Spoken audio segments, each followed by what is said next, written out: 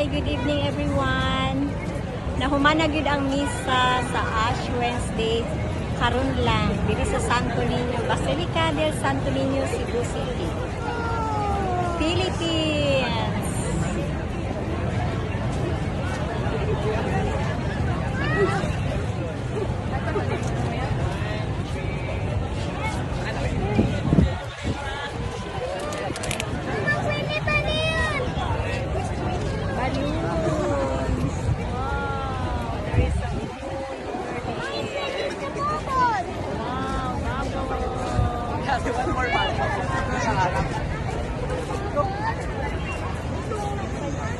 Daghan kay mga santos nga nasa altar sa Basilica del Santo Niño Church.